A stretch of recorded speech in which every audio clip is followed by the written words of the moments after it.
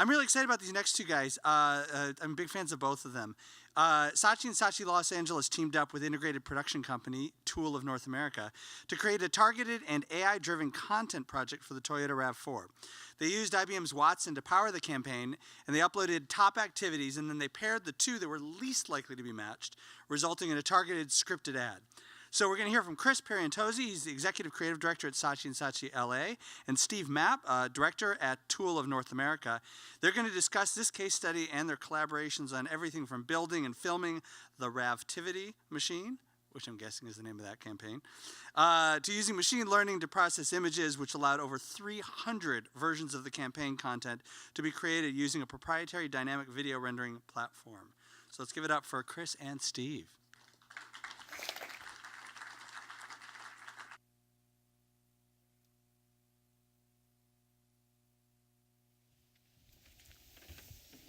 Where's the clicker? Ooh, you got it? What's this? Yeah, it's in the middle. Hey, guys. Okay. Good morning. No, wait. Afternoon. Good afternoon. Okay. We're going to talk a little bit today about what we have done in the space through the lens of our experiments with Toyota and how we have been marrying creativity and artificial intelligence. We're actually going to talk about two campaigns today. We're going to talk about the RAV campaign, and we're going to talk about the Mirai campaign. And they're both very different uses of AI, but also something hopefully that you guys have not seen before yet in the field. Okay. So this is an interesting quote. Nobody phrases it this way, but I think that artificial intelligence is really almost a humanitarian's discipline. It's really an attempt to understand human intelligence and cognition. This has been one of the ways that we have actually approached this at Saatchi and Saatchi and with Tool and Toyota, is that our continual search for creativity has led us to believe that AI will allow us to work in new ways, not just from an organization perspective, not just a performing and marketing perspective, from a creative perspective. And so, we believe that AI is actually a supplemental talent to today's art directors and copywriters. And I do believe that the teams of the future are largely going to be driven through what is to be art director, copywriter, and data being artificial intelligence, insight, and all of the other things to kind of bring creativity to life in new ways. So two experiments that we want to share with you today, RAV and Mirai. So the first one is called Toyota RAVtivity, and I'd like to show you all the case study. Okay, at first, this was an experiment using AI to basically identify patterns in activity and to build new ones that humans have not thought of before. And now the case Humans study. are creatures of habit. Alarm, coffee, commute, basketball, jogging, repeat. We've been repackaging the same basic activities for thousands of years. It seems like coming up with something new is really hard for us. So we turn to a machine to invent new activities and show that the RAV4 can explore anything imaginable. With RAV4's adventurous spirit and IBM Watson's brain, the AI learned your interests and processed them through Watson to create a never-heard-of-before personalized activity tailor-made for each user, analyzing massive amounts of data about every physical human activity, actions, environments, rules, and combining it with the things you love to come up with activities no human mind had ever dreamed up. Skating became zorbing down the halfpipe. Art evolved into head-first body brush painting. Hundreds of new activities, personalized for each unique viewer on Facebook, inspiring people to push beyond their limits and have a little fun along the way. All thanks to a machine.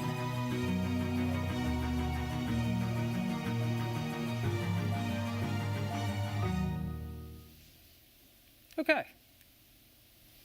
So this was a fun project that I worked on with Saatchi, and my role on it was to visualize what all the smart people were doing behind the scenes and to come up with the look of this machine. If AI is thinking and pairing and doing all this work in the background, what is it that the consumer, the viewer on Facebook is going to see? So keeping in mind the RAV4 and all the activities that the owners like to do, I came up with a few approaches, and I thought I would kind of share those with you to kind of show you where we started. originally the thought was to build this thing in full CG, but we thought, you know what, this is more special. Let's do something that's a little more engaging, that has a little more, I'm a big fan of storytelling and craft still. It's still alive, and I'm hanging on to it with every ounce of my body. But we wanted to do something real, and something that was really cool that you looked at and you went, wow, they really built that thing. So the first option I came up with is Design 1. And this was more of a Rube Goldberg approach. And it was a little humorous, more of a humorous tone. And this had, it was set in someone's, a RAV4 owner's garage. And the thing sat on a pedestal. And both of these designs use the RAV4 as kind of the heart, the brain of the machine to visualize at the center of this thing that's doing all the thinking.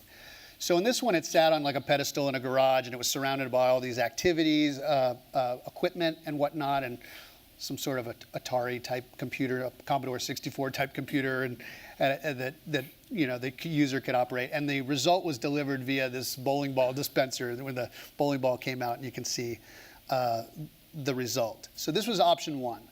Option 2 was a little more badass. It was a little more Matrix, and this was my first sketch. So this thing had the car up on a gyroscope, and the arms would spin around, and things were being loaded into the sunroof, and the lights were blinking every time it absorbed these machines. And clearly of the two, the badass wins. The badass wins. I never saw this one for the record until I saw this presentation.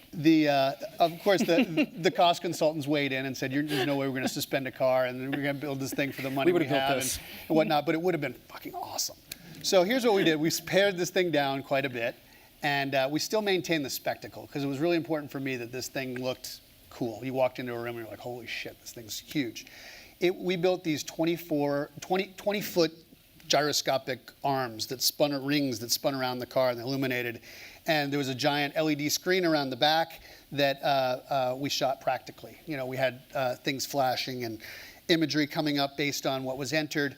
Conveyor belts changed a little bit from this sketch. We had conveyor belts coming in the sides, but we basically shot all of the items that you'd be pairing. We spent hours shooting things going in conveyor belts and whatnot. But this thing needed to have some spectacle, so we built this thing.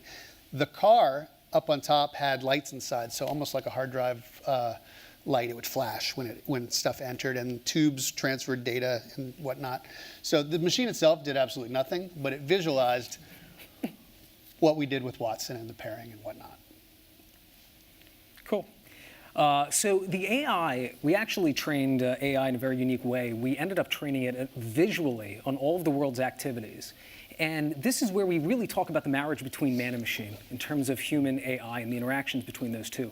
I think a lot of today when we think of AI, we think about chatbots. We think about kind of the natural language conversations that happen between Facebook chatbots, real-world bots, and things that are helping us with customer service.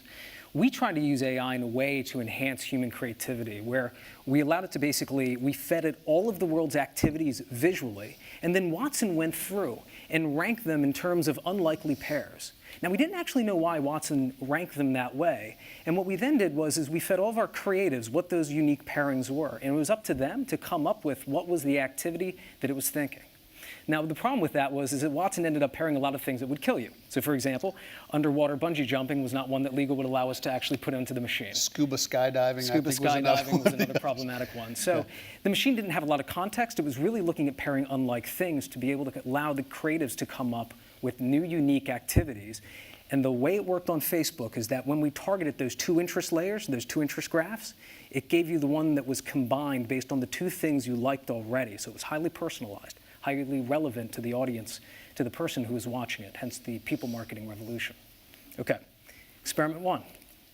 Experiment 2 was another journey in personalization and relevancy and storytelling through one of our new our hydrogen model called the Mirai. So this was an experiment in elevating that to actually allow the AI to create things, to come up. Could it do storytelling? Can it write? And the answer in the end of this is sort of. And I'll show you the case study to give you the explanation of what we did. Here it is. Advertising is going to change more in the next 5 years than it has in the last 50. Technology is pushing us to be more creative with our ideas and to think beyond traditional storytelling. To launch the innovative Mirai, we set out to see if the technology of the future could write ads for the car of the future and do the job of the copywriter today. Enter artificial intelligence. To start, the AI needed a little help, so we gave it an idea. Create thousands of custom Facebook videos for individual Mirai drivers based on their personal interests. Each video touted all the reasons to say yes to Toyota's new hydrogen-fueled Mirai. Next, human copywriters gave it a script format to write against.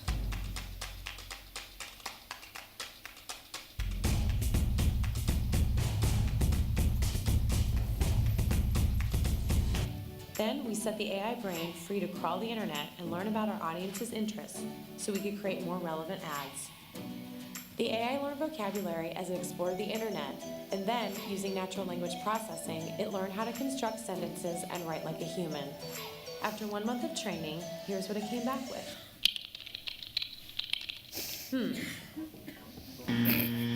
Month 2. Month 3.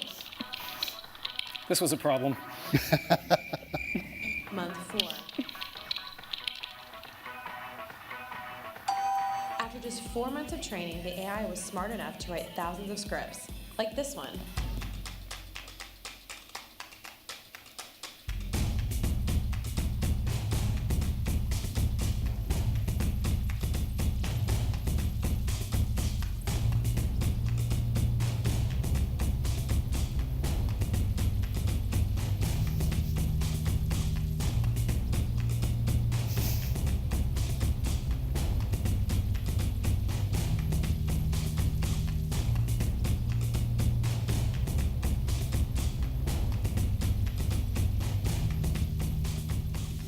By the end, we learned one thing. Algorithms can produce creativity at scale. Sort of. Sort of. But if AI is going to take the copywriter's job, it'll have to start as an intern. Let's have a laugh now. Well, it's still funny.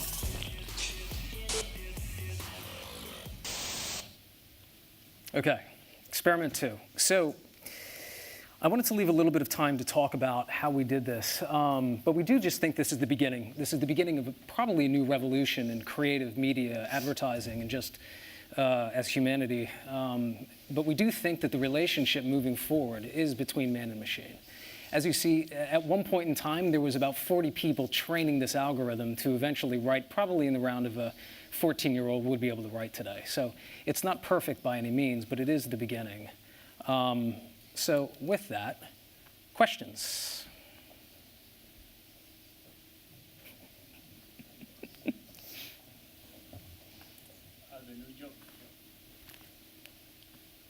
Mike coming.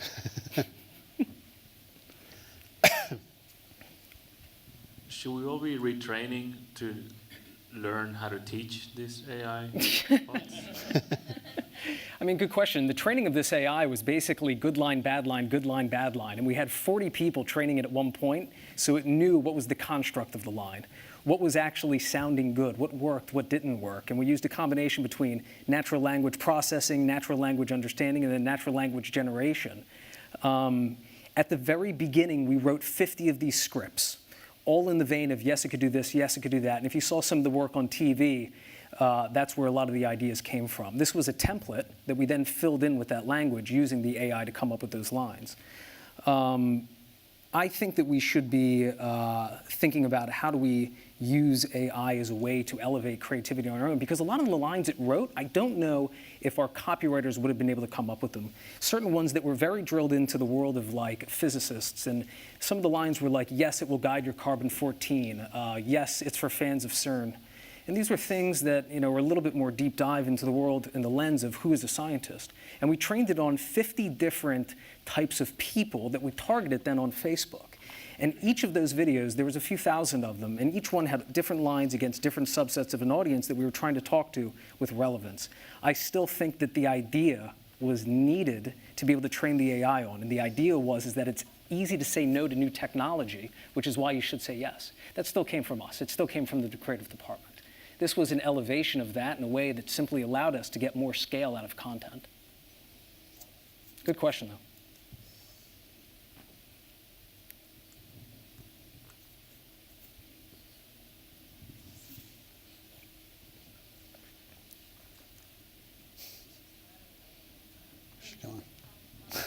Should go to another person with a question? Okay. Thank you. So how did, it's wonderful that you showed the failure, right? 1 month. Yeah, there was a lot of failures. Right, so how did Toyota react during that time? I mean, I'm sure they how'd loved you it. chat with the Oh, client? man. What was the budget? How did that conversation go down? I mean, did you have learning built into your collaboration, which Yes. I would hope for? Yeah, so Yeah, how so did that go? so look, one of the part of the conversation with Toyota of going down areas of highly experimental ways to make work is always having a fallback. For example, we would have made the copywriters write probably the 100 to 200 scripts at the bare minimum of what we needed to get it done. There was the understanding that the research could have failed. It might not have worked going in. And I think that's part of the risk that you take with clients and organizations. But if you set it up that way in the beginning, you have a much more, you have a much better chance of getting work like this through. But I think it's just there's some honest conversations with the clients. Part of the rounds that we did at the very beginning of this was to basically show that yes, it knows how to put yes in the front of a sentence and then words that relate to one of the demographics or ethnographies that we want to talk to. So that was somewhat of a win, but still a fail because it wasn't writing full sentences yet. And as you've noticed, the sentences got shorter and shorter and shorter because the theoretical limits of what the machine was able to do was that it could only construct very simple lines at the end, and that's where we landed. And they worked. Obviously, we had to pull out ones that were crazy, like yes, it will vaporize you, and a bunch of other ones that were in that vein. And we hand-selected the ones that went into all of the ads, and then dynamically output all of them through that template. It was a learning experience for everyone, but we've also had some experience with AI before. This is our 4th campaign utilizing AI with Toyota. So we have already done quite a bit of work in the space with them. So they were willing to go along for the ride with us. I can't talk about budgets. It wasn't cheap, but it did produce pretty much all of the digital content that we ran, which was great, in a highly personalized way, and it was successful. I wasn't able to share the results exactly, but it was twice the amount of engagement on our audience for video views, and it drove lower qualified actions than what we normally see from campaign work, probably because we're touching on some very nuanced things, and relevancy and personalization help with that. And we did see brand lifts across some of our Nielsen studies that we did on Facebook. Yes? Steve, tell the truth. Were you ever tempted to Frankenstein the bowling ball dispenser into the kick-ass gyroscope? Always. That's it. That's it. Just wanted to keep it pure. Keep it pure. Man, when I saw that, I knew we had it.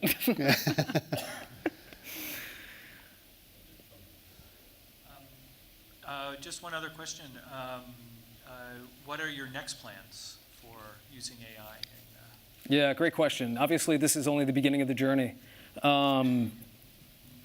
The 2 examples that I showed you today are actually a hybrid between storytelling and performance marketing. Most of where I think AI sits today, it does very well, is either through data ingestion, unstructured data, and understanding some touch points within media to be able to create relevancy, personalization, audiences, whatever it may be.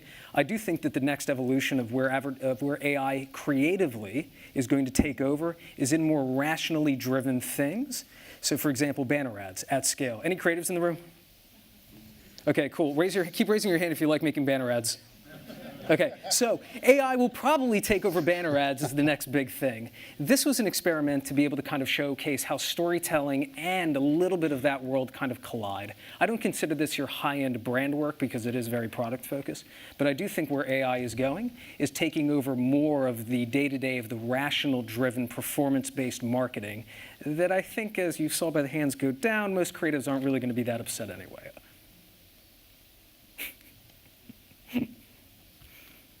Yep. I can hear you. Yeah, when you go down the creative path and you start to set more limitations, it's hard to pull back and find new ideas. Do you find that same result with artificial intelligence? Yeah, good question. I think it's all in the way that you set it up and how you use it. Also, templates create a little bit of a limitation for storytelling.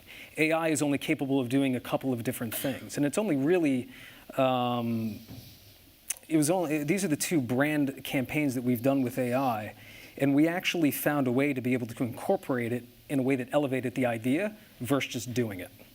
So I think you have to take all those things into consideration when you're evaluating whether or not you're using it, what the limitations are around it, because it is limited. It can only do so many things today. But yeah, a lot of things to take into consideration in terms of what are your objectives even.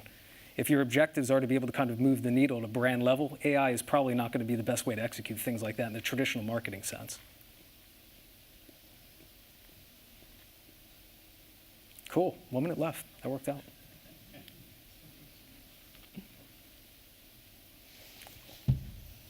All right. Thank you all. Thank you.